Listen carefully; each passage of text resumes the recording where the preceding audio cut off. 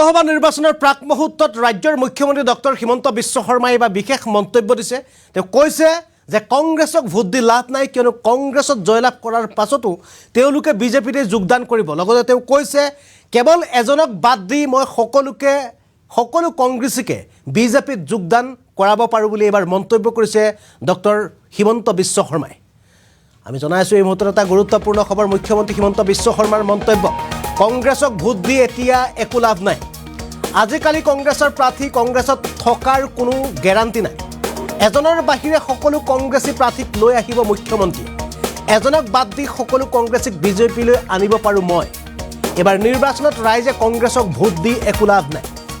এতিয়া কোনো কংগ্ৰেছী বিজেপিলৈ আহে তাৰ একো ঠিক নাই। আজি কংগ্ৰেছৰ প্ৰাৰ্থী কাইলৈ বিজেপিৰ প্ৰাৰ্থী হ'ব পাৰে। বৰ্তমানৰ বিৰোধী পক্ষ বুলি কোনো নাই। আজি মাতিলে আজিয়ে বিজেপিত যোগদান কৰিব কংগ্ৰেছীয়ে। নিৰ্বাচনৰ পূৰ্বে ভৱিষ্যতবাণী কৰিলে মুখ্যমন্ত্ৰী ডক্টৰ হিমন্ত বিশ্ব শৰ্মাই। মই মাতিলেই বিজেপিলৈ আহিব বুলি কংগ্ৰেছীক কটাক্ষ হিমন্ত বিশ্ব শৰ্মাই। অসমত কংগ্ৰেছক ভোট দি একো লাভ নাই বুলি আজিৰ দিনটোত মুখ্যমন্ত্ৰীগৰাকীয়ে মন্তব্য কৰিছে। আজিকালি কংগ্ৰেছৰ প্ৰাৰ্থী কংগ্ৰেছত থকাৰ কোনো গেৰাণ্টি নাই বুলি কৈছে। এজনৰ বাহিৰে সকলো কংগ্ৰেছী বিজেপিলৈ আহিব পাৰে। এজনক বাদ দি সকলো কংগ্ৰেছীক বিজেপিলৈ মই আনিব পাৰোঁ বুলি মুখ্যমন্ত্ৰীগৰাকীয়ে মন্তব্য দিছে। এইবাৰ নিৰ্বাচনত ৰাইজে কংগ্ৰেছক ভোট দিব নালাগে। এতিয়া কোনো কংগ্ৰেছী বিজেপিলৈ আহে তাৰ কোনো ঠিক নাই। আজিৰ কংগ্ৰেছীৰ প্ৰাৰ্থী কাইলৈ বিজেপিৰ প্ৰাৰ্থী হ'ব পাৰে বুলি মন্তব্য কৰিছে এইবাৰ ৰাজ্যখনৰ মুখ্যমন্ত্ৰী ডক্টৰ হিমন্ত বিশ্ব শৰ্মাই।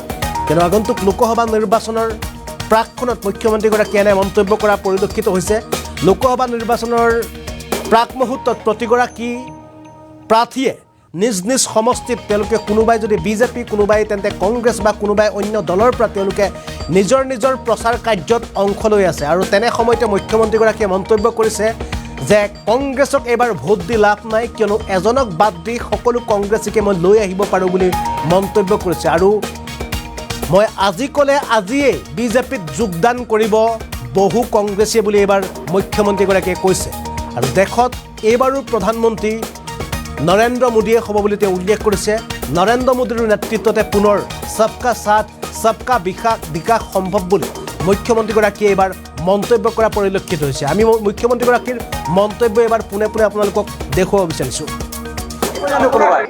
কংগ্ৰেছত ভোট দি লাভ নাই, কাৰণ কংগ্ৰেছত যোন জিকিব এতিয়া আকৌ বিজেপি জইন কৰি দিব, হয় নহয়? গতিকে কি লাভ হ'ব কি ভোট দি? চিট পোৱা নোপোৱা দূৰৰ কথা, কংগ্ৰেছ কেণ্ডিডেটটো কংগ্ৰেছত থাকিব নে নাই সেইটো ডাঙৰ কথা। তেওঁৰ পৰা আগতটো সুধিব লাগিব যে আপুনি কংগ্ৰেছত থাকিব নে নাই। এতিয়াতো কোনো মানুহ কংগ্ৰেছতে থাকিব নোখোজে, চব গুচি আহিব খোজে। এইবাৰৰ যিমান কংগ্ৰেছ কেণ্ডিডেট আছে, এজন কেণ্ডিডেট বাদ দি মই চবকে পাৰ্টিত লৈ আহিব পাৰোঁ। কি লাভ হ'ব কংগ্ৰেছক ভোট দি? কংগ্ৰেছত থাকিব জানো কোনোবাই? এইটোৱে ক্ৰেডিট, মোদীৰ ক্ৰেডিট। মোদীটো সূৰ্য, আমিতো চন্দ্ৰ। কৰিমগঞ্জ লোকসভা সমষ্টিৰ সংখ্যালঘু হৈছে নিৰ্ণায়ক। চব সংখ্যালঘু সংখ্যাগুৰু বুলি কথা নাই, প্ৰধানমন্ত্ৰীটো মোদী হ'ব। সবকা সাথ সবকা বিকাশ, এইটোৱে কথা। আৰে বিৰোধী পক্ষ কি লাভ আছে? এইটোতো আমাৰে পক্ষ, আমি মাতিলে আমাৰ তাতে জইন কৰি দিব। চব কংগ্ৰেছত ভোট দি লাভ নাই, কাৰণ কংগ্ৰেছত যোন জিকিব এতিয়া আকৌ বিজেপি জইন কৰি দিব, হয় নহয়? গতিকে কি লাভ হ'ব কি ভোট দি? চিট পোৱা নোপোৱা দূৰৰ কথা, কংগ্ৰেছ কেণ্ডিডেটটো কংগ্ৰেছত থাকিব নে নাই সেইটো ডাঙৰ কথা। তেওঁৰ পৰা আগতটো সুধিব লাগিব যে আপুনি কংগ্ৰেছত থাকিব নে নাই। এতিয়াতো কোনো মানুহ কংগ্ৰেছতে থাকিব নোখোজে, চব গুচি আহিব খোজে। এইবাৰৰ যিমান কংগ্ৰেছ কেণ্ডিডেট আছে, এজন কেণ্ডিডেট বাদ দি মই চবকে পাৰ্টিত লৈ আহিব পাৰোঁ। কি লাভ হ'ব কংগ্ৰেছক ভোট দি? কংগ্ৰেছত থাকিব জানো কোনোবাই? এইটোৱে ক্ৰেডিট, মোদীৰ ক্ৰেডিট। মোদীটো সূৰ্য, আমিতো চন্দ্ৰ। কৰিমগঞ্জ লোকসভা সমষ্টিৰ সংখ্যালঘু হৈছে নিৰ্ণায়ক। চব সংখ্যালঘু সংখ্যাগুৰু বুলি কথা নাই, প্ৰধানমন্ত্ৰীটো মোদী হ'ব। সবকা সাথ সবকা বিকাশ, এইটোৱে কথা। আৰে বিৰোধী পক্ষ কি লাভ আছে? এইটোতো আমাৰে পক্ষ। আৰু এয়া মুখ্যমন্ত্ৰীগৰাকীয়ে মন্তব্য কৰিছে, বিৰোধী পক্ষ বুলি একো নাই, সেয়া আমাৰে পক্ষ বুলি মুখ্যমন্ত্ৰীগৰাকীয়ে কৈছে। আৰু মই যেতিয়াই কওঁ তেতিয়াই কংগ্ৰেছ বাদ দি বিজেপিত যোগদান কৰিব।